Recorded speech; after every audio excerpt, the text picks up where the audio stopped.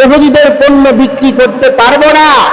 যেই দোকান, যেই রেস্টুরেন্ট ইহুদিদের পণ্য বিক্রি করবে, যেই পণ্যের লভ্যাংশ দিয়ে আমার মুসলিম ভাই বোনদের বাড়িঘর ঘুরিয়ে দেওয়া হচ্ছে, পাখির মতো গুলি করে হত্যা করা হচ্ছে, এই মিসাইল দিয়ে, ক্ষেপণাস্ত্র দিয়ে গাজার ফিলিস্তিনের মুসলমানদের ভূখণ্ড পৃথিবীর মানচিত্র থেকে মুছে ফেলা হচ্ছে, সেই ইহুদির পণ্য যারা ব্যবহার করবে আর যারা বিক্রি করবে তাদেরকে বয়কট করতে হবে। ঠিক কিনা বলো? ইহুদিদের পণ্য চলবে না। আজকে ইহুদিরা তাম পৃথিবীর মধ্যে তাদের ক্ষমতা আর তাদের সমস্ত আগ্রাসন গুলো মুসলমানদের ভিতরে ঢুকানোর জন্য তারা চায় তাম পৃথিবীরে তারা ইহুদি রাষ্ট্রে পরিণত করবে।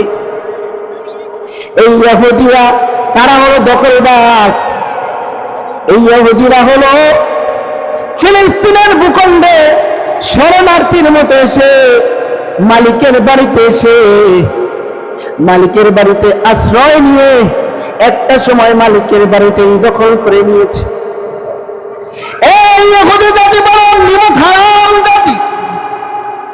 আজকে আমি দেখলাম ফিলিস্তিনের নাম গুগল থেকে মুছে দিয়েছে। ফিলিস্তিনের নাম নিশানা তারা তাম পৃথিবীর কোথাও রাখবে না। আর আমিও বলতে চাই, ফিলিস্তিনের নাম সামান্য গুগল থেকে তোমরা মুছে দিতে পারো। ফিলিস্তিনের নাম বিশ্বের সকল ডিভাইস থেকে তোমরা মুছে দিতে পারো, কিন্তু 200 কোটি মুসলমানের হৃদয়ে যেই ফিলিস্তিন বসবাস করছে, সেই ফিলিস্তিনের নাম তোমরা কোনোদিন মুছতে পারবে না। ঠিক কিনা? আওয়াজ করে বলেন ঠিক কিনা? ফিলিস্তিনের মুসলমানদের উপর ইসরায়েল যে বর্বরতা চালাচ্ছে, তাম পৃথিবীর মুসলমানদের এই হুঙ্কারের কারণে, আল্লাহু আকবারের ধ্বনির কারণে তাম পৃথিবীর মুসলমানদের এই প্রতিবাদ তোলার কারণে আজকে ইহুদিদের অবস্থা খুব 12টা নাজেহাল বাজছে। তাদের এই ইসরায়েল রাষ্ট্রের নাগরিকরাই নেতানিয়াহুর বিরুদ্ধে যুদ্ধের ঘোষণা করছে। আজকে মুসলিম বিশ্ব জেগে উঠেছে, কিন্তু ইহুদিরা থামবে না। তারা বড় নিমুখ হারাম জাতি, তারা বড় পাগল জাতি। আল্লাহ রাব্বুল আলামিন কোরআনের মধ্যে তাদের সম্পর্কে বর্ণনা দিয়েছেন। 12 থেকে 13টা আয়াত নাজিল করছে শুধু ইহুদিদের নিয়ে। وَضُرِبَتْ عَلَيْكُمُ الذِّلَّةُ وَالْمَسْكَنَةُ وَبَاءُوا بِغَضَبٍ مِّنَ اللَّهِ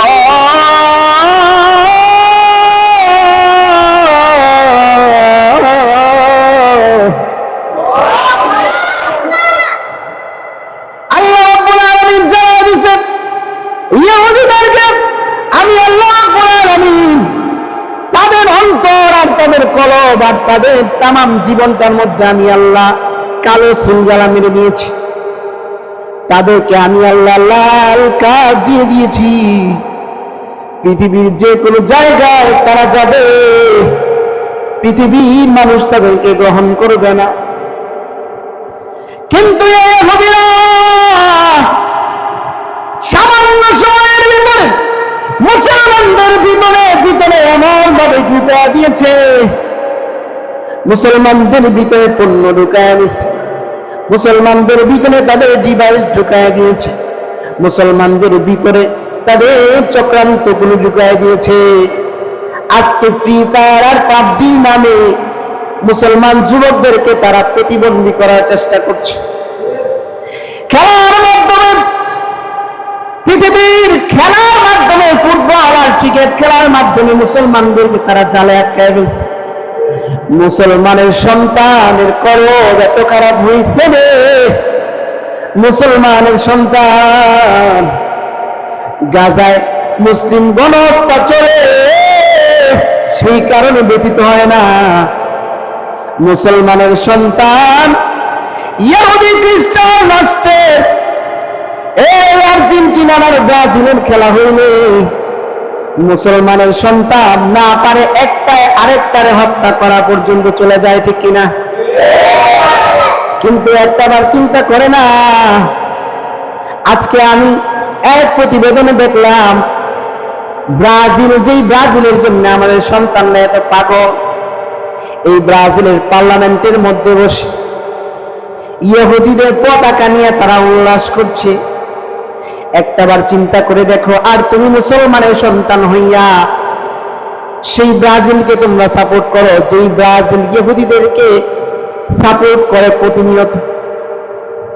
আজকে মুসলমানের সন্তান নামে মুসলমানের সন্তান, কিন্তু একটাবার চিন্তা করে না আমার মুসলিম ভাই বোনদেরকে যারা হত্যা করেছে, আমার মুসলিম ভাই বোনকে যারা নির্বিচারে গুলি করে হত্যা করছে, বড় বড় ক্ষেপণাস্ত্র দিয়ে হত্যা করছে, তাদেরকে যারা সাপোর্ট করবে মুসলমানের সন্তান হলে, যারা ইহুদিদেরকে সাপোর্ট করবে, এই সমস্ত দেশগুলোকে যেই মুসলমানের সন্তানগুলি সাপোর্ট করবে কোনদিন সে আর মুসলমান থাকতে পারে না, ঠিক কিনা বলেন? কোনদিন মুসলমান থাকতে পারে না, ঈমান থেকে বিচ্যুতি ঘটে যাবে আপনার। এই জন্য সাবধান, খুব সাবধান। অপরদিকে আমরা দেখতে পাই যে ভারতে এই ইসরায়েল আর ভারত মুদ্রার এপাশ আর ওপাশ। আপনারা জানেন ভারতের, আমি যেই দুদিন জুম্মা আগে যে বয়ান আমি করেছিলাম, বক্তব্য আমি দিয়েছিলাম যে ভারতে মুসলিমদের ওয়াকফকৃত জমি, যেমন আমরা মসজিদ নির্মাণ করেছি, এই মসজিদ কি আপনার? মসজিদ কি আমার? মসজিদ কার? আল্লাহ। আল্লাহর ঘরে কারা আসবে? সবাই আসবে। কারা আসবে? এখন আপনার শত্রু একজন জায়গা জমি নিয়ে বিরোধ হয়েছে, এখন কি আপনি তারা ঢুকতে দিবেন না? এই ক্ষমতা আছে? এটা কেন করছে? আর এই যে জুমা আর নামাজ, দেখেন একটা মাস আলা হলো, জুমা আর নামাজ যদি আমরা একত্রিত হই, এখানে কিন্তু আপনার বন্ধু আসে, আপনার শত্রু আসে। যদি এই নিয়ম থাকতো যে নিজের মালিকানা দিন সম্পত্তি, যে 5 ওয়াক্ত নামাজ যে আমরা মালিকানা দিন, পাঞ্জাগানা মসজিদ যেটা বলি, যে আমার নিজের জায়গার মধ্যে একটা মসজিদ করলাম, পাঞ্জাগানা মসজিদ, ওই জায়গার মধ্যে কিন্তু জুমার নামাজ দিলে আপনার শত্রুরা আসবে না, আপনার বন্ধুরা আসবে, কিন্তু আপনার শত্রুরা আসবে না। আল্লাহর কাছে তো বন্ধু আর শত্রু সবাই তো আল্লাহর কাছে সমান, আল্লাহর কাছে সবাই আসতে পারবে। এই জন্য আমাদের ফতোয়া হলো যে মসজিদের মধ্যে কোনো দড়ি নাই, গরিব নাই, টাকা কম কামাও সে লোক যেমন আসতে পারবে, কোটি কোটি টাকার মালিক সেও এক কাতারে দাঁড়াতে পারবে, কোনো বৈষম্য নাই। কিন্তু হিন্দুদের মধ্যে মুচি, তাদের একটা ভাগ আছে, মুচি, এই যে মুচি, তারপরে এমনি সাধারণত সন্ন্যাসী, এই বুংবাং আদিজীবী, এইসব জায়গা আছে, তাদের বৈষম্য আছে। কিন্তু মুসলমানদের মধ্যে কোনো বৈষম্য নাই। আপনি রোজ এনে রোজ খান, 500 টাকা 400 টাকা 1000 টাকা ইনকাম করেন, আপনি যে লোক প্রতিদিন 1 কোটি টাকা ইনকাম করে, এই লোকের সামনে দাঁড়ানোর ক্ষমতা আপনার কে দিয়েছে বলেন তো? কথা বলেন, কে দিয়েছে? কিন্তু পারবেন অন্যান্য ধর্মের মধ্যে আপনি কোটিপতির লইগে দাঁড়াইতে? তাহলে এই বৈষম্যহীন এই সুন্দর জীবন ব্যবস্থা ইসলাম আমাদেরকে দিয়েছে। এই জন্য আমাদেরকে সতর্ক থাকতে হবে। এই মুসলমানদের নাম নিশানা ভূখণ্ডে মুছে দেওয়ার চেষ্টা করছি। আজকে মোদি, এই বিজেপি সরকার সহ তার যত লোক আছে, তারা মুসলমানদের এই ওয়াকফকৃত জমি, মসজিদ মাদ্রাসা, এটা কোনো বাবার সম্পত্তি না, মুসলমানরা দান করছে। এই মসজিদ মাদ্রাসাগুলো তারা আইন করেছে, আইনের জন্য তারা এই পার্লামেন্টে, হ্যাঁ, আইনের জন্য বলেছে, এবং এটা নিয়ে শুনানি হচ্ছে, বিভিন্ন হচ্ছে। হ্যাঁ, আপাতত দেখলাম যে এটা স্থগিত করা হয়েছে, যে মুসলমানদের ওয়াকফকৃত জমি হিন্দুরা এই ওয়াকফকৃত জমি চাইলে তারা নিয়ে যেতে পারবে। নাউজুবিল্লাহ। আমাদের মসজিদ যদি কোনো হিন্দু দখল করতে আসে, যে মসজিদে কোনো অনুমোদন আছে, তুমি মসজিদ করছো, মসজিদ সরকারি খাতা লেখা আছে যেন মসজিদ হইব, এটা ওয়াকফ দিয়ে লাইছো, এখন তো তুমি মসজিদ করছো কেন? এখন আমার মসজিদ দিয়ে দাও, জোর করে দখল করবো, এটা কি আপনি মেনে নিব? এখন হিন্দুদের মন্দির আমরা গিয়ে যদি বলি যে হিন্দুরা এই মন্দির দিছে, এখন বাঙ্গালা মন্দির, হ্যাঁ মন্দির আমরা রাখতাম না, আমি গেলে পারবো? কারণ এটা হলো সবার দেশ, এজন্য পারবো না।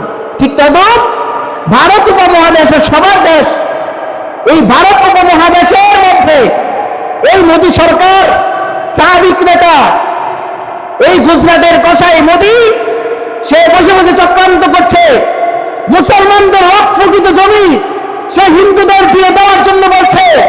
এমনকি এই প্রতিবেদন প্রকাশ হওয়ার পরে 160টার মতো মাদ্রাসা বন্ধ করে দিয়েছে। মুসলমানদের মসজিদ, যেটা আল আকসা নামে 50 বছরের ঐতিহ্যের মসজিদ, সেই মসজিদ ওই ভারতের মধ্যে গত 15 এপ্রিলে ভেঙেছে। মোহতারাম হাজরিন, আমরা বলতে চাই যে এই ভারতীয় উপমহাদেশ এটা কোনো হিন্দুর পৈতৃক কোন সম্পত্তি না, এগুলো মুসলমানদের ভূখণ্ড ছিল, ব্রিটিশদের থেকে তারা ফিরিয়ে নিয়েছে। আজকে আমরা বলে দিতে চাই, ইসরায়েল যেমন গাজার জমিনে হামলা করে আমার মুসলিম ভাই বোনদেরকে নিধন করার চেষ্টা করেছে, মুসলিম ভাই বোনদের নাম নিশানা পৃথিবীর মানচিত্র থেকে মুছে দিতে চেয়েছে, টিকটক গ্রুপ, চিত্তগ্রুপ, এই মোদীর দল স্পষ্ট ঘোষণা দিয়েছে মুসলমানদের কোন স্থান নাকি ভারতে হবে না। আমিও বলে দিতে চাই, গোটা বিশ্বের 200 কোটি মুসলমান তাদেরকে শায়েস্তা করার জন্য, তাদের গোটা ভারতকে উড়িয়ে দেওয়ার জন্য 200 কোটি মুসলমান আল্লাহু আকবারের ধ্বনি দিয়ে যদি নেমে যায়, তাহলে গোটা ভারতের তাদের এই হিন্দুত্ববাদের সিংহাসন সেকেন্ডের ভিতরে আকাশে উড়ে যাবে। ঠিক কিনা বলো? السلام عليكم ورحمة الله وبركاته. الأكرم الذي خلق الإنسان وكرم وعلمه من البيان ما لم يعلم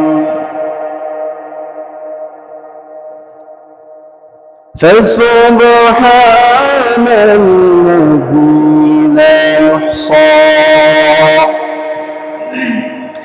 امتنانه باللسان ولا بالقلم ونشهد أن لا إله إلا الله وحده لا شريك له ونشهد أن سيدنا وسندنا وحبيبنا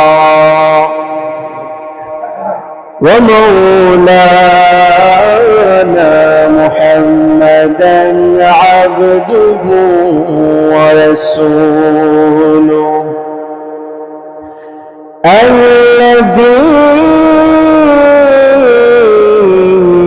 أرسل إلى الناس كافة بشيرا ونذيرا وداعيا إلى الله بإذنه وسراجا منيرا.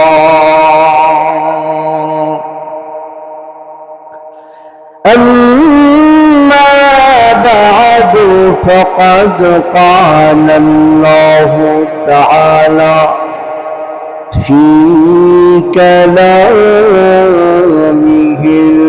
المجيد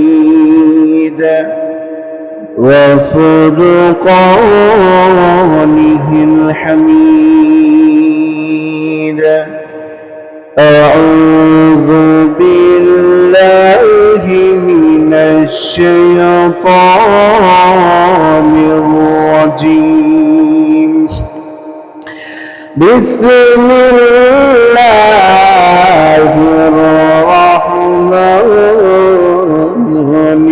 الرحيم. لا تتخذوا اليهود والنصارى أولياء.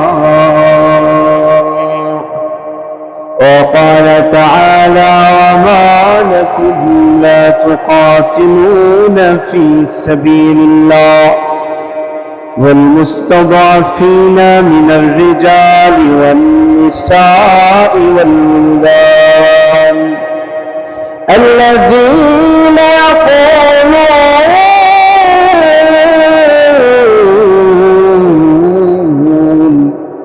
ربنا أخرجنا من هذه القرية الظالم أهلها واجعل لنا من لدنك وليا واجعل لنا من لدنك نصيرا. وقال رسول الله صلى الله عليه وسلم إذا تركتم الجهاد فسلط الله عليكم الذلة. صدق الله العظيم. إن الله وملائكته يصلون على النبي يا أيها الذين آمنوا صلوا عليه وسلموا تسليما. اللهم سيدنا مولانا محمد وعلى آله مولانا محمد. হৃদয়ের পাতায় তোমারি ছবি, তুমি ছাড়া বৃথা যে সবই। হৃদয়ের পাতায় তোমারি ছবি, তুমি ছাড়া বৃথা যে সবই। তুমি ছাড়া শূন্য শূন্য লাগে পৃথিবী। তুমি কামলিওয়ালা, তুমি কাউসারওয়ালা, তোমারি প্রেমে গেঁথেছি ফুলের মালা। তুমি কামলিওয়ালা, তুমি কাউসারওয়ালা, তোমারি প্রেমে গেঁথেছি ফুলের মালা। সবাই তুমি কামলিওয়ালা, তুমি কাউসারওয়ালা, তোমারি প্রেমে গেঁথেছি ফুলের মালা। হৃদয়ের পাতা তোমারি ছবি, তুমি ছাড়া বৃথা যে সবই। তুমি ছাড়া শূন্য শূন্য লাগে পৃথিবী। তুমি কামলিওয়ালা, তুমি কাউসারওয়ালা, তোমারি প্রেমে গেঁথেছি ফুলের মালা। তুমি কামলিওয়ালা, তুমি কাউসারওয়ালা, তোমারি প্রেমে গেঁথেছি ফুলের মালা। মনের খাতায় তোমার নাম লিখেছি হাজার বার, স্বপ্নে ওগো প্রিয় দেখা দাও একবার। মনের খাতায় তোমার নাম লিখেছি হাজার বার, স্বপ্নে ওগো প্রিয় দেখা দাও একবার। মনের খাতায় তোমার নাম লিখেছি হাজার বার, স্বপ্নে ওগো প্রিয় দেখা দাও একবার। ওগো প্রিয় মোরা তোমারি উম্মত, শেষ বিচারে চাই তোমার সাফায়াত। তুমি কামলিওয়ালা, তুমি কাউসারওয়ালা, তোমারি প্রেমে গেঁথেছি ফুলের মালা। তুমি কামলিওয়ালা, তুমি কাউসারওয়ালা, তোমারি প্রেমে গেঁথেছি ফুলের মালা। তুমি কামলিওয়ালা, তুমি কাউসারওয়ালা, তোমারি প্রেমে গেঁথেছি ফুলের মালা। লা ইলাহা ইল্লাল্লাহ, হে লা ইলাহা ইল্লাল্লাহ, লা ইলাহা ইল্লাল্লাহ, লা ইলাহা ইল্লাল্লাহ, লা ইলাহা ইল্লাল্লাহ, লা ইলাহা ইল্লাল্লাহ, লা ইলাহা ইল্লাল্লাহ, লা ইলাহা ইল্লাল্লাহ মুহাম্মাদুর রাসূলুল্লাহ সাল্লাল্লাহু আলাইহি ওয়াসাল্লাম। আল্লাহ রাব্বুল আলামিনের দরবারে অসংখ্য অগণিত শুকর আদায় করছি যে মহান রব্বুল আলামিন আমাদেরকে অত্যন্ত দয়া করে, মায়া করে, মহব্বত করে, ভালোবেসে দুনিয়ার সকল কাজ থেকে ফারেক করে আল্লাহর ঘর মসজিদে এসে দ্বীনের কিছু কথা বলার এবং শোনার তৌফিক দান করেছেন। এই জন্য মহান মালিকের আলিশান দরবারে শ্রদ্ধাজনিত কণ্ঠে অন্তরের অন্তঃস্থল থেকে কালিমাতুশ শুকর আদায় করছি, আলহামদুলিল্লাহ। মুহতারাম হাজিরিন, গত সপ্তাহে যে আলোচনা করেছিলাম ইহুদিদের পরিচয় সম্পর্কে, যে ইহুদি কারা, কোথা থেকে ইহুদিগুলি এসেছে, এ সম্পর্কে আলোচনা করেছিলাম। আজকে এই বিষয় নিয়ে খোলাসা কিছু আলোচনা করব এবং আমাদের করণীয় ও বর্জনীয় সম্পর্কে কিছু আলোচনা করব। মহান আল্লাহ রাব্বুল আলামিন আমাদেরকে আমল ও ইখলাসের নিয়তে কথাগুলো শোনার তৌফিক দান করুন, বলেন আমিন। একবার এক ইঁদুরের জন্য একটা মহিলা ফাঁদ পেতেছে। তো ইঁদুর বুঝতে পেরেছে যে আমার জন্য যে ফাঁদটা পেতেছে, আমি যে কোনো সময় এই ফাঁদে আটকা পড়ে যাব। ইঁদুর চিন্তা করলো আমার তো সাহায্যের প্রয়োজন, তো এখন আমি সাহায্য কার থেকে নিব? সে ওই বাড়িওয়ালার মুরগির কাছে গেল। মুরগিকে গিয়ে বলতেছে, দেখো তুমি তো বাড়িওয়ালার মুরগি, তুমি আমাকে এই ফাঁদ থেকে বাঁচানোর একটু চেষ্টা করো। মুরগি বলতেছে যে এই ফাঁদ তো আমার জন্য তৈরি করছে না, আমি কেন তোমাকে এই ফাঁদ থেকে রক্ষা করব? ফাঁদে পড়লে তুমি পড়বা, শুধু শুধু আমি গিয়ে কেন তোমার এই ফাঁদ থেকে রক্ষা করব? আমার প্রয়োজন নাই। এবার ইঁদুর অসহায় হয়ে গেল বাড়ির মালিকের ছাগলের কাছে, গিয়ে বলে, ছাগল মশাই, এখন আমাকে তো আপনি বিপদ থেকে রক্ষা করতে হবে। কি বিপদ? যে আপনার বাড়ির মালিক আমার জন্য ফাঁদ পেতেছে, এই ফাঁদে আমি যে কোনো সময় আটকা পড়ে যাব, আমাকে একটু সাহায্য করেন। ছাগল বলে, এত ছোট, আমি বড় প্রাণী, আমার এত ছোট ফাঁদে আটকাতে পারবো না। তোমার ফাঁদের ঝামেলা তুমি গিয়ে মিটাও, আমি তোমার সাথে নাই।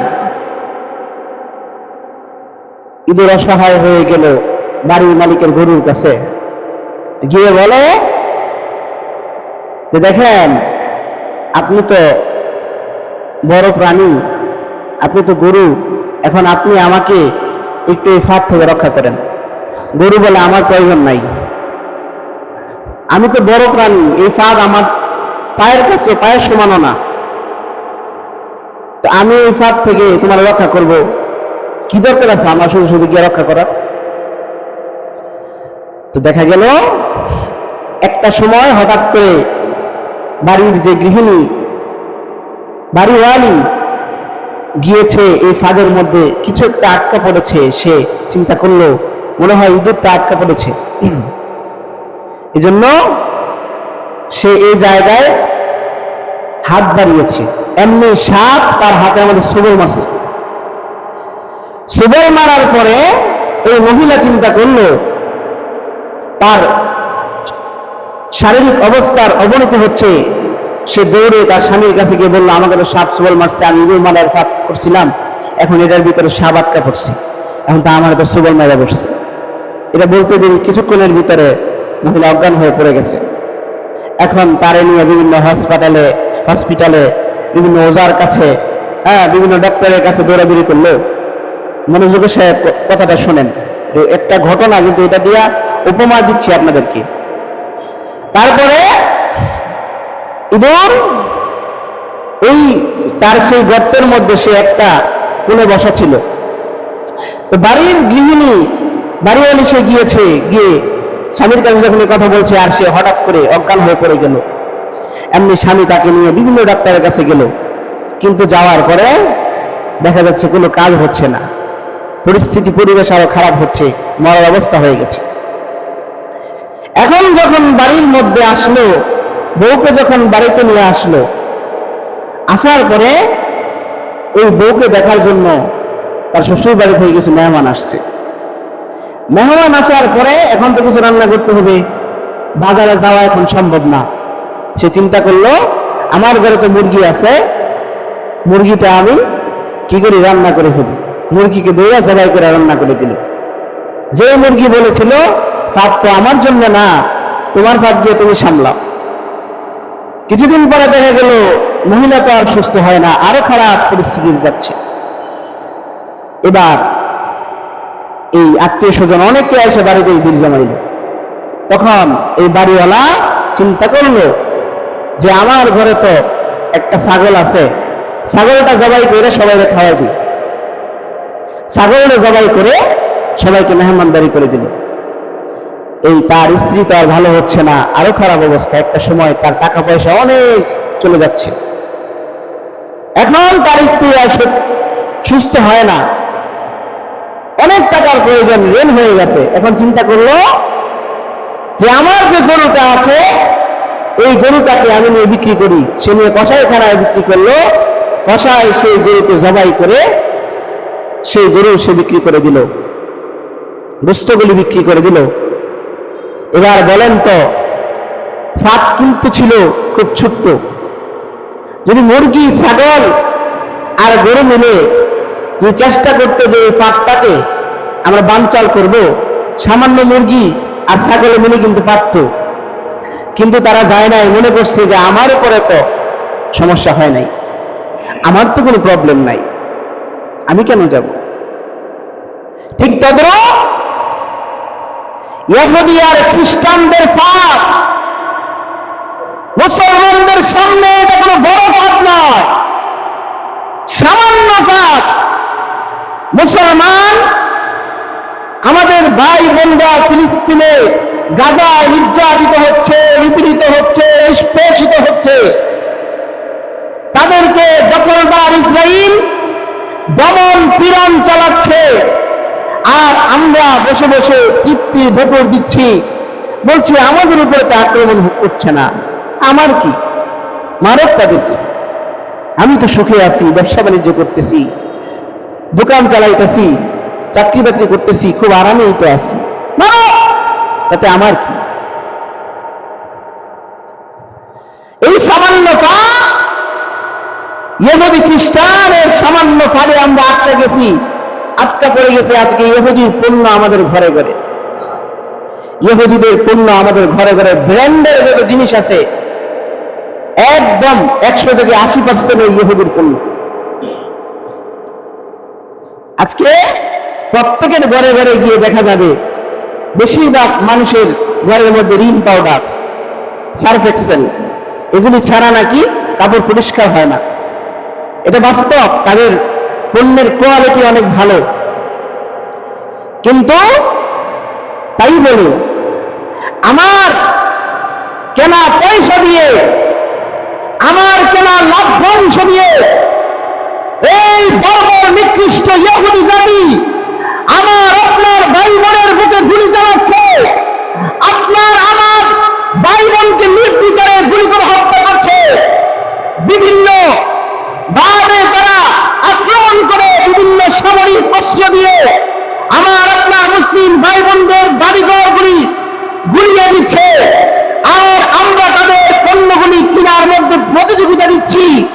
এই মুসলমানের কোনোদিন বিজয় আসবে না। দিকেই যাবে, ঠিক কিনা বলেন মুসলমান? আমাদের সতর্ক থাকতে হবে, ইহুদিদের পণ্য বর্জন করতেই হবে। এখন বলতে পারেন, হুজুর বাংলাদেশের কোয়ালিটি তো খুব খারাপ, এখন ইহুদির পণ্যের বিকল্প হিসাবে অনেক পণ্য বের হয়েছে ভালো কোয়ালিটি সম্পন্ন, যেমন ফার্স্ট ওয়াশ, একটা ওয়াশিং পাউডার ফার্স্ট ওয়াশ, এটা ব্যবহার করতে পারেন। কোকাকোলার বিপরীতে মজুটা আবার দেখা যাচ্ছে মানুষ কেনার কারণে দাম বাড়ায় দিচ্ছে, 60 টাকাটা 80 টাকা 100 টাকা করে দিচ্ছে, কিনতেছে মানুষ। বাঙালি তো খুব ভালো, ব্যবসা ভালো হইলে একবারে খবর হয়ে যায়, আর কেমনে কোটিপতি হইবে চিন্তা করে। অপরদিকে আমরা দেখতে পাই তাদের বিভিন্ন সাবান, গিয়ে দোকানে বলবে একটা সাবান দে, এখন সাবান দিল কেয়া, বাংলাদেশি পণ্য, কেয়া দিস স্কেল লেগে লাক্স নাই, লাগবে কেয়া দিলি কিনলে গা।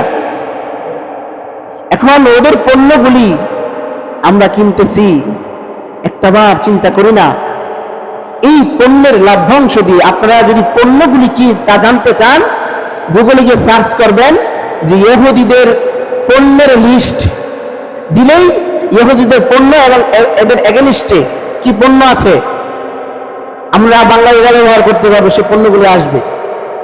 মোহতারাম হাজিরিন, আজকে আমরা এই পণ্যগুলি কেনার কারণে আমাদের টাকায় কেনা পণ্য তারা সেই লাভ্যাংশ দিয়ে আমার আপনার মুসলিম ভাই বোনের বুকের মধ্যে গুলি চালাচ্ছে। আধুনিক সামরিক অস্ত্র দিয়ে, মিসাইল দিয়ে, বিমান হামলা করে, সামরিক যুদ্ধ বিমান দিয়ে হামলা করে গাজার মধ্যে গুড়িয়ে দিচ্ছে, গাজাকে ধ্বংসস্তূপে পরিণত করছে। অথচ আমরা মুসলমান, আমাদের কোনো অনুশোচনাই নাই, আমাদের প্রতিবাদের কোনো ইচ্ছাই নাই। আজকে আমরা গত সপ্তাহে যেই প্রতিবাদ মিছিলে শনিবারে আমরা অংশগ্রহণ করেছিলাম, আপনারা জানেন এই অংশগ্রহণের কারণে কি হয়েছে? তাম পৃথিবীর মুসলিমদের বিবেক জাগ্রত হয়েছে। আজকে সৌদি আরব পর্যন্ত কথা বলছে ইহুদিদের বিরুদ্ধে। আজকে মিশর, কাতার, কুয়েত, ইয়েমেন, এমনকি ইহুদি খ্রিস্টান রাষ্ট্র বাদে যে খ্রিস্টান আর অন্যান্য ধর্মাবলম্বী আছে, তারাও এই অমানবিক নির্যাতনের যে শিকার হয়েছে আমার গাজার ভাই বোনেরা, ফিলিস্তিনের ভাই বোনেরা, এটার বিরুদ্ধে কথা বলছে। কারণ এই ইহুদি জাতি তারা শুধু মুসলমানদের শত্রু নয়, তারা শুধু নির্দিষ্ট জনগোষ্ঠীর শত্রু নয়। এই ইহুদিবাদীরা, এই ইহুদির বাচ্চাগুলো মুসলমানদের শত্রু নয়, তাম পৃথিবীর মানবতার শত্রু। ঠিক কিনা বলেন? কথা বলেন, ঠিক কিনা বলেন? কথা যদি বলতে না পারেন তাহলে বসে লাভ নাই, মুখ খুলতে হইব, কথা বলতে হইব, অন্তত পক্ষে প্রতিবাদের ভাষাটুকু আমাদের জানাতে হবে। বয়ান খালি করলাম আর বয়ান শুনলেন, এই বয়ানতেই কি নিয়ে যেতে পারলেন সেটাই হলো বড় কথা। রাসূল সাল্লাল্লাহু আলাইহি ওয়াসাল্লামের ভাষা ছিল এমন, উনি যখন কথা বলতেন তখন মনে হতো যেমন শত্রু বাহিনী এখন এসে পড়তেছে। কিন্তু আজকে আমার বক্তৃতা দিলে আমরা সমালোচনা করি, হুজুরে কি বক্তৃতা দেয়, মসজিদ ফাটাইলায়। আরে আপনার ইমানের সমস্যা, ইমান পরিষ্কার করেন, আপনার কলব পরিষ্কার করেন। যদি আপনি এটাকে মেনে নিতে না পারেন, আপনি রাসূলের আদর্শ মানতে পারবেন না। আপনার মতো মুনাফিককে সমাজ থেকে পরিষ্কার করতে হবে। ঠিক কিনা বলা? মুনাফিকের জায়গা সমাজের মধ্যে নাই। আজকে আমরা মসজিদের মিম্বরে বসে কথা বলি, মসজিদের মিম্বর থেকে উচ্চ আওয়াজে কথা বলি, এটা আমাদের নৈতিক দায়িত্ব, ইমানি দায়িত্ব। আজকে যদি আমরা ইমামরা চাটুকারিতা না করতাম, কমিটির গোলামি না করতাম, তাহলে সমাজ চেঞ্জ হয়ে যেত। সমাজের মধ্যে গান বাদ্য বাজে মসজিদের পাশে, তোর মতো ছাগল ইমামতি করতে গেছে কে? তুই ঘোড়ার ঘাস কাট। সমাজের মানুষকে সতর্ক করা এবং ইমাম সাহেব ওনার স্থান থেকে সর্বোচ্চ দিয়ে চেষ্টা করা। কেন কেন আমি সামান্য ৮-১০ হাজার টাকার জন্য কমিটির গোলামি করব? মসজিদ মাদ্রাসা কি আমাদের কাজ? মসজিদ মাদ্রাসাই শুধু আমাদের কাজ না। আজকে আলেমরা আপডেট হচ্ছে, বিভিন্ন ব্যবসার সাথে জড়িত আছেন, এবং বুঝে গেছেন যে এই মসজিদ মাদ্রাসার খেদমতের মধ্যে সুজা বাংলায় যেটা কুকুরে মুখ দিয়েছে, কুকুরে। আজকে হক কথা বললে ইমাম সাহেবের চাকরি নাই, ওই যে ইমাম চাকরি করে তারই চাকরি নাই, আর যে ইমাম খেদমত করে তার খেদমত সব জায়গায় আছে। চাকরি করলে চাটুকারিতা করতে হবে। কেন আমি আলেম হয়ে চাটুকারিতা করব? আজকে আমার অর্থনৈতিক অবস্থা অন্য দিক দিয়ে আমার সবল থাকতে হবে। তখন আমি কোনো মানুষের কাছে দন্না দিতে হবে না, কোন মানুষের কথায় আমার অন্তরের মধ্যে কম্পন সৃষ্টি হবে না, কোন মানুষের হুমকি ধমকিতে আমরা থেমে যাব না। আজকে তো এই সমাজের দায়িত্বগুলো আলেমদের কাছে। আলেমরা কতটুকু পালন করতেছে, কতটুকু পালন করতেছে দেখেন। কতজন আলেম হক কথা বলতে পারে? যদি হক কথা বলতে না পারো, রসুলের উম্মত কেমনে দাবি করো? সাহাবায়ে কেরামের উত্তরসূরি কিভাবে দাবি করো? হয়তো ওমরের উত্তরসূরি দাবি করো, এমনি জান্নাতে চলে এরা হক কথা না বইলা। সুদের বিরুদ্ধে বয়ান করলে নাকি খেদমত চলে যায়, হুজুরে নাকি বিদায় করে দেয়। আরে হুজুরি কি সুদের বিরুদ্ধে বলছে না স্বয়ং আল্লাহ বলছে? বলেন তো, কথা বলেন, কে বলছে? বলেন, আল্লাহ বলেছে। কে বলেছে? আল্লাহ বলেছে। লা তারফাউ, আল্লাহ রাব্বুল আলামিন জানায় দিয়েছেন, লা তাকুলুর রিবা। ও দুনিয়ার মানুষ, সুদ খাইও না, সুদ খাইও না, সুদের দ্বারের কাছেও তোমরা যাইও না। যদি তোমরা সুদ খাও তাহলে জেনে রাখো আমি আল্লাহ এবং আমার রাসূলের সাথে যুদ্ধের ঘোষণা তুমি করলা, আর আমি আল্লাহ এবং তার রাসূলের সাথে যুদ্ধের ঘোষণা করার কারণে আমি আল্লাহ জানাই দিলাম রে, আমি আল্লাহ তোরে বুঝাইয়া দিলাম, আমি আল্লাহ রাব্বুল আলামিন ওয়াদা করলাম, সুদ দিয়ে যদি তুমি সম্পদ ঘরো, সুদের টাকায় যদি তুমি তোমার সম্পদের পাহাড় ঘরো, তাহলে জানিয়া রাখো একদিন না একদিন তোমার সম্পদ সব আমি আল্লাহ ধ্বংস করে দিব। তোমাকে বিপদের পর বিপদ খালি দিতেই থাকবো। কিন্তু এই জায়গায় কথা আছে, যদি কেউ পরিপূর্ণভাবে তাওবা করে ফেলে, আল্লাহ পূর্বে তো সুদ খাইছি জানছি না, আল্লাহ বলেন ইন্নাল্লাহা লা ইয়াগফিরু আন ইউশরাকা বিহি ওয়া ইয়াগফিরু মা দুনা যালিকা লিমান ইয়াশা। এ দুনিয়ার মানুষ, সুদ খাইছো, ঘুষ খাইছো, তারপরে নিজের মন মতো জীবন পরিচালনা করছো, হিংসা করছো, অহংকার করছো, নিজের সম্পদের বড়াই দেখাইছো, মানুষের সম্পদ জোর জবরদস্তি করে দখল করেছ।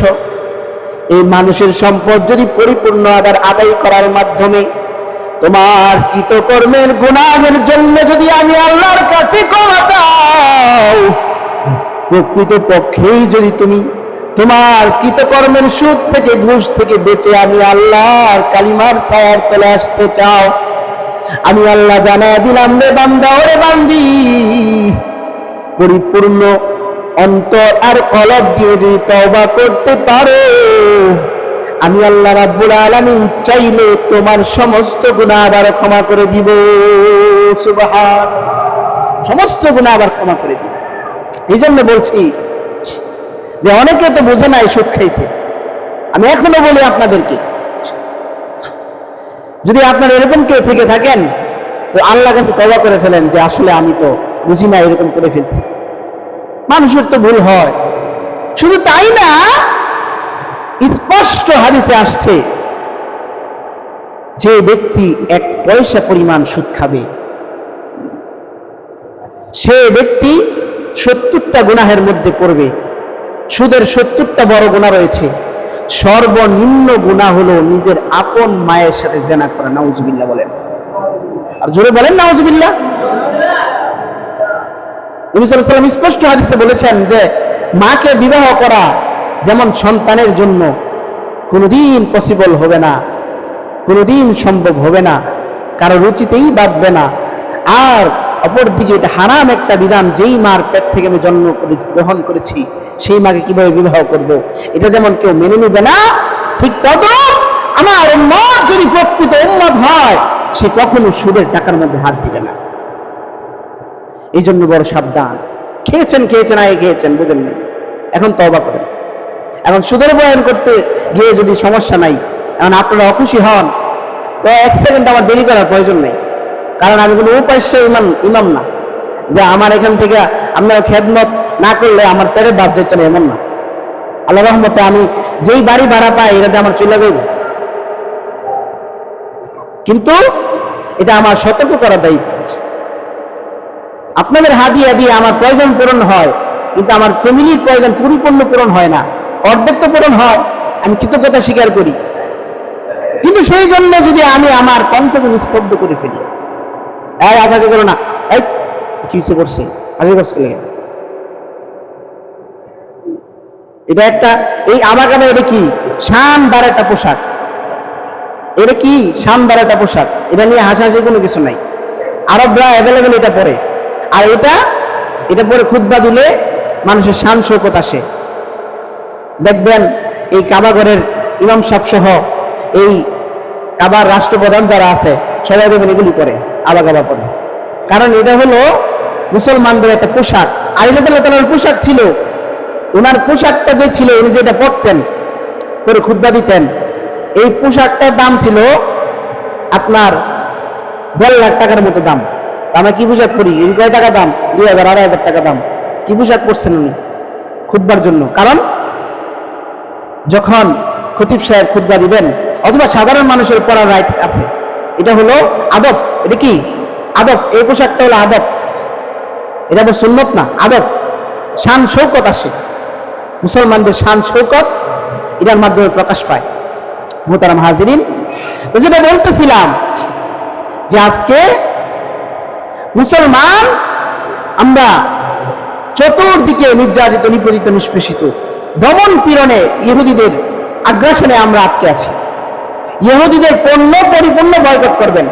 ফতোয়া হলো বাংলাদেশ হোক তামাম বিশ্বের মধ্যে ইহুদিদের পণ্য বেচা কেনা, দোকানদার, বর্তমান ফতোয়া আমি জানাচ্ছি আপনাদেরকে, বর্তমান ফতোয়া জানাচ্ছি তামাম বিশ্বের গ্র্যান্ড মুফতি যারা রয়েছেন এবং আমাদের মুফতি তাকি উসমানী সাহেব সহ তামাম বিশ্বের মুফতি বোর্ডের, আন্তর্জাতিক মুফতি বোর্ডের ফতোয়া হলো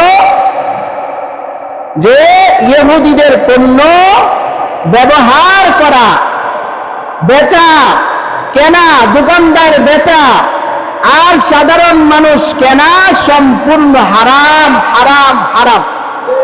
ইহুদিদের পণ্য আমরা কেউ কিনতে পারবো না, ইহুদিদের পণ্য বিক্রি করতে পারবো না। যেই দোকান, যেই রেস্টুরেন্ট ইহুদিদের পণ্য বিক্রি করবে, যেই পণ্যের লভ্যাংশ দিয়ে আমার মুসলিম ভাই বোনদের বাড়িঘর ঘুরিয়ে দেওয়া হচ্ছে, পাখির মতো গুলি করে হত্যা করা হচ্ছে, এই মিসাইল দিয়ে, ক্ষেপণাস্ত্র দিয়ে গাজার ফিলিস্তিনের মুসলমানদের ভূখণ্ড পৃথিবীর মানচিত্র থেকে মুছে দেওয়া হচ্ছে, সেই ইহুদির পণ্য যারা ব্যবহার করবে আর যারা বিক্রি করবে তাদেরকে বয়কট করতে হবে। ঠিক কিনা বলো? ইহুদিদের পণ্য চলবে না।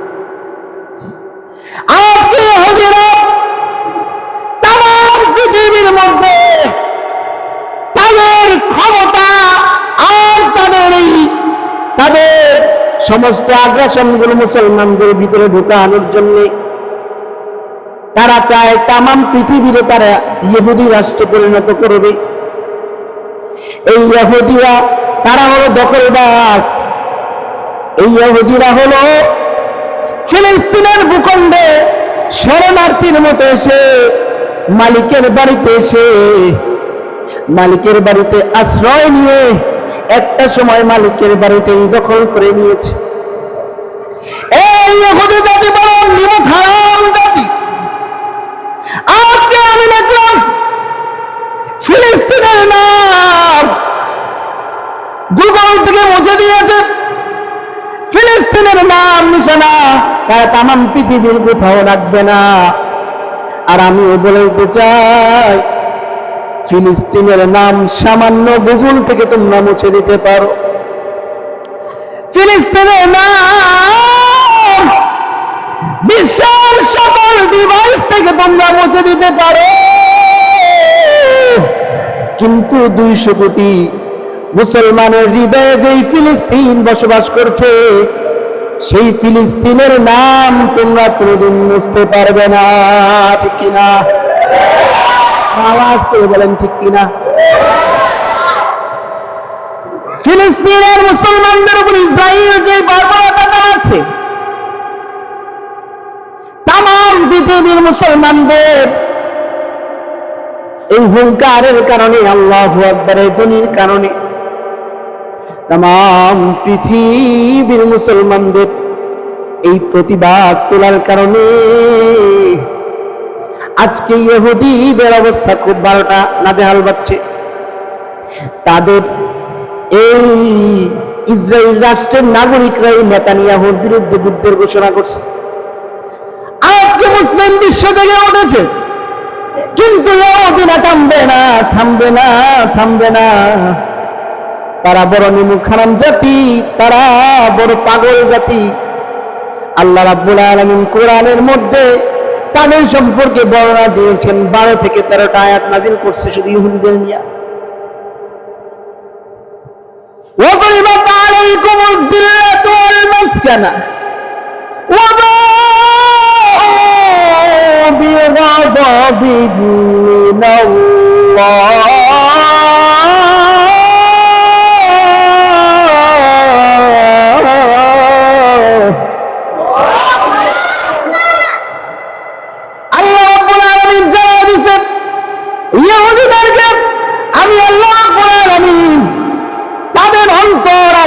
কলব আর তাদের তামাম জীবনটার মধ্যে আমি আল্লাহ কালো সিলগালা মেরে দিয়েছি। তাদেরকে আমি আল্লাহ লাল কার্ড দিয়ে দিয়েছি। পৃথিবীর যে কোনো জায়গায় তারা যাবে, পৃথিবীর মানুষ তাদেরকে গ্রহণ করবে না। কিন্তু সামান্য সময়ের ভিতরে মুসলমানদের ভিতরে এমন ভাবে ঢুকা দিয়েছে, মুসলমানদের ভিতরে পণ্য ঢুকায় দিয়েছে, মুসলমানদের ভিতরে তাদের ডিভাইস ঢুকায় দিয়েছে, মুসলমানদের ভিতরে তাদের চক্রান্তগুলো ঢুকায় দিয়েছে। আজকে ফ্রি ফায়ার আর পাবজি নামে মুসলমান যুবকদেরকে তারা প্রতিবন্ধী করার চেষ্টা করছে। খেলার মাধ্যমে, পৃথিবীর খেলার মাধ্যমে, ফুটবল আর ক্রিকেট খেলার মাধ্যমে মুসলমানদেরকে তারা জালে আটকায় ফেলছে। মুসলমানের সন্তানের কলব এত খারাপ হয়েছে রে, মুসলমানের সন্তান গাজায় মুসলিম গণহত্যা চলে, সেই কারণে ব্যতীত হয় না। মুসলমানের সন্তান ইহুদি খ্রিস্টান রাষ্ট্রের এই আর্জেন্টিনা আর ব্রাজিলের খেলা হইলে মুসলমানের সন্তান না পারে একটায় আরেকটারে হত্যা করা পর্যন্ত চলে যায়, ঠিক কিনা? কিন্তু একটাবার চিন্তা করে না। আজকে আমি এক প্রতিবেদনে দেখলাম, ব্রাজিলের জন্য আমাদের সন্তানরা এত পাগল। এই ব্রাজিলের পার্লামেন্টের মধ্যে বসে ইহুদিদের পতাকা নিয়ে তারা উল্লাস করছে। একটাবার চিন্তা করে দেখো, আর তুমি মুসলমানের সন্তান হইয়া সেই ব্রাজিলকে তোমরা সাপোর্ট করো, যেই ব্রাজিল ইহুদিদেরকে সাপোর্ট করে প্রতিনিয়ত। আজকে মুসলমানের সন্তান নামে মুসলমানের সন্তান, একটাবার চিন্তা করে না আমার মুসলিম ভাই বোনদেরকে যারা হত্যা করছে, আমার মুসলিম ভাই বোনকে যারা নির্বিচারে গুলি করে হত্যা করছে, বড় বড় ক্ষেপণাস্ত্র দিয়ে হত্যা করছে, তাদেরকে যারা সাপোর্ট করবে, মুসলমানের সন্তান হলে যারা ইহুদিদেরকে সাপোর্ট করবে, এই সমস্ত দেশগুলোকে যেই মুসলমানের সন্তানগুলি সাপোর্ট করবে, কোনদিন সে আর মুসলমান থাকতে পারে না। ঠিক কিনা বলেন? কোনদিন মুসলমান থাকতে পারে না, ঈমান থেকে বিচ্যুতি ঘটে যাবে আপনার। এই জন্য সাবধান, খুব সাবধান। অপরদিকে আমরা দেখতে পাই যে ভারতে এই ইসরায়েল আর ভারত মুদ্রার এপাশ আর ওপাশ। আপনারা জানেন ভারতের, আমি যেই দুদিন জুম্মা আগে যে বয়ান আমি করেছিলাম, বক্তব্য আমি দিয়েছিলাম যে ভারতে মুসলিমদের ওয়াকফকৃত জমি, যেমন আমরা মসজিদ নির্মাণ করেছি, এই মসজিদ কি আপনার? মসজিদ কি আমার? মসজিদ কার? আল্লাহ। আল্লাহর ঘরে কারা আসবে? সবাই আসবে। কারা আসবে? এখন আপনার শত্রু একজন জায়গা জমি নিয়ে বিরোধ হয়েছে, এখন কি আপনি তারা ঢুকতে দিবেন না? এই ক্ষমতা আছে? এটা কেন করছে? আর এই যে জুমা আর নামাজ, দেখেন একটা মাস আলা হলো, জুমা আর নামাজ যদি আমরা একত্রিত হই, এখানে কিন্তু আপনার বন্ধু আসে, আপনার শত্রু আসে। যদি এই নিয়ম থাকতো যে নিজের মালিকানাধীন সম্পত্তি, ওই যে 5 ওয়াক্ত নামাজ যে আমরা মালিকানাধীন, পাঞ্জাগানা মসজিদ যেটা বলি, যে আমার নিজের জায়গার মধ্যে একটা মসজিদ করলাম, পাঞ্জাগানা মসজিদ, ওই জায়গার মধ্যে কিন্তু জুমার নামাজ দিলে আপনার শত্রুরা আসবে না, আপনার বন্ধুরা আসবে, কিন্তু আপনার শত্রুরা আসবে না। আল্লাহর কাছে তো বন্ধু আর শত্রু সবাই তো আল্লাহর কাছে সমান, আল্লাহর কাছে সবাই আসতে পারবে। এই জন্য আমাদের ফতোয়া হলো যে মসজিদের মধ্যে কোনো ধনী নাই, গরিব নাই, টাকা কম কামাও সে লোক যেমন আসতে পারবে, কোটি কোটি টাকার মালিক সেও এক কাতারে দাঁড়াতে পারবে, কোনো বৈষম্য নাই। কিন্তু হিন্দুদের মধ্যে মুচি, তাদের একটা ভাগ আছে, মুচি, এই যে মুচি, তারপরে এমনি সাধারণত সন্ন্যাসী, এই বুংবাং আদিজেবি, এইসব দেখা গেছে তাদের বৈষম্য আছে, কিন্তু মুসলমানদের মধ্যে কোনো বৈষম্য নাই। আপনি রোজ এনে রোজ খান, 500 টাকা 400 টাকা 1000 টাকা ইনকাম করেন, আপনি যে লোক প্রতিদিন 1 কোটি টাকা ইনকাম করে, এই লোকের সামনে দাঁড়ানোর ক্ষমতা আপনারে কে দিয়েছে বলেন তো?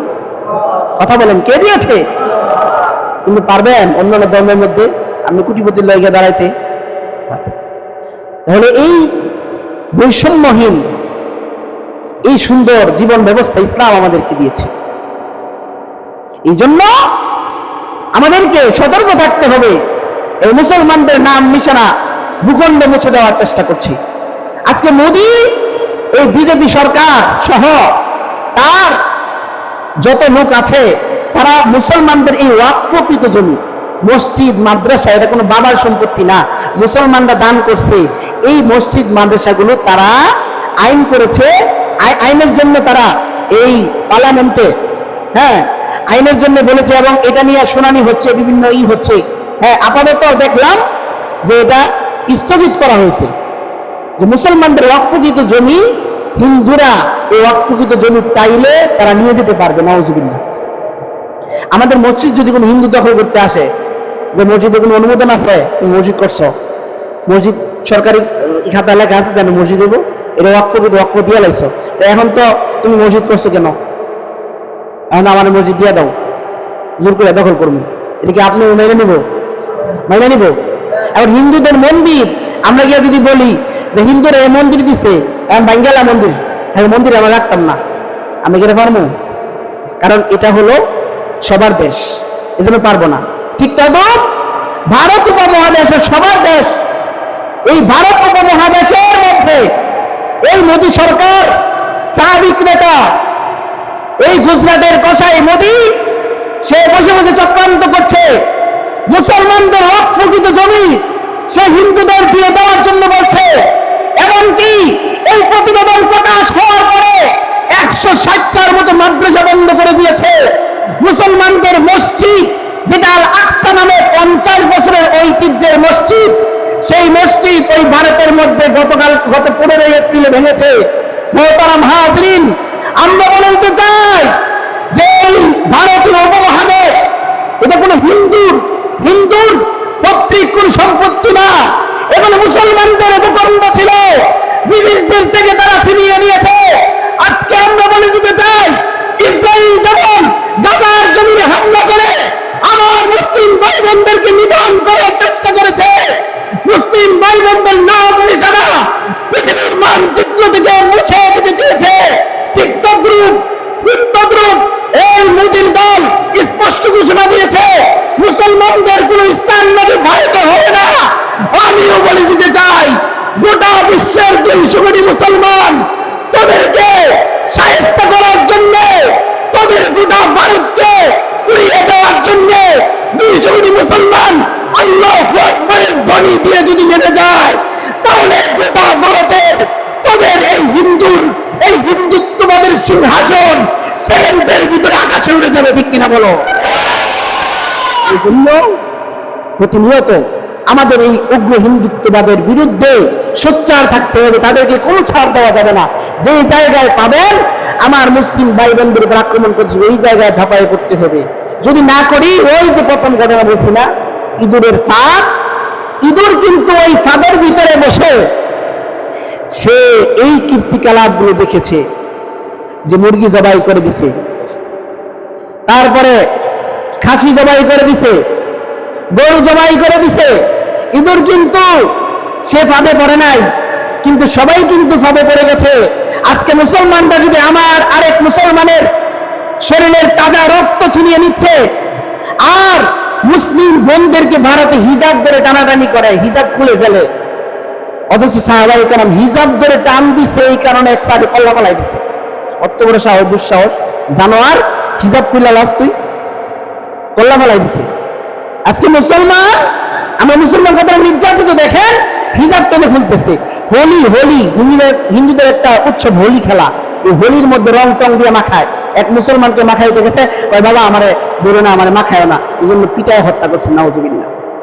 আজকে আমরা চুপ করে থাকি, আজকে আমাদের প্রতিবাদ নাই। প্রতিবাদ মিছিলে ডাক দিলে, মানববন্ধনে ডাক দিলে, এইগুলি কি লিখে দেবো, এগুলি কি দরকার আছে? আরে আপনার তো সামর্থ্য নাই গিয়ে যুদ্ধ করার, আপনি একটা মিছিলেই যাইতে পারেন না, তাহলে আপনি কি কেমনে গিয়ে যুদ্ধ করবেন? ইমাম মাহদী যেদিন ডাক দিবে, সেদিন তো 3টা দলে ভাগ হয়ে যাবে। এক দল ইহুদি আর হিন্দুত্ববাদের বিরুদ্ধে যুদ্ধ করবে, আরেক দল তারা শহীদ হয়ে যাবে, আরেক দল ভেঙে যাবে। আজকে তারা প্রতিবাদের ভাষাকে নিস্তব্ধ করে দিতে চায়, তাদেরকে বলে দিতে চাই, তারা হবে সেই দল, আর তারা হবে নিকৃষ্ট জাহান্নামী, ঠিক কিনা বলেন? আমাদেরকে এই কথাগুলোর উপর আমল করার তৌফিক দান করুন। ইহুদির সমস্ত পণ্য আল্লাহ আমাদের বর্জন করার তৌফিক দান করুন। আমি হাতে ধরে পায়ে ধরে বলি, আপনারা ইহুদিদের পণ্য সার্চ করবেন, প্রয়োজনে যদি প্রয়োজন হয় আমার থেকে আপনারা হোয়াটসঅ্যাপে নেবেন যে ইহুদির পণ্য কি কি, আমরা এটাকে বর্জন করব। দেখেন, হারাম পণ্য ব্যবহার করে হারাম, সুদ যেমন হারাম, নামাজ যেমন না পড়লে গুনাহ হবে, আর অপরদিকে সুদ খাইলে যেমন হারাম, ঠিক তদ্রূপ ইহুদিদের পণ্য আমরা খাইতেছি, কোকা-কোলা, পেপসি, তারপরে ফার্স্ট ওয়াশ, এগুলো অনেক আছে, লাক্স, এগুলি আমরা ব্যবহার করতেছি। আমাদের টাকা দিয়ে তারা আমাদের মুসলিম ভাই বোনদের উপর গুলি চালাচ্ছে, আর সেই রক্তগুলি আমরা খাচ্ছি। এই জন্য সোচ্চার থাকতে পারলাম। আমাদের তৌফিক দান করে, আলহামদুলিল্লাহ।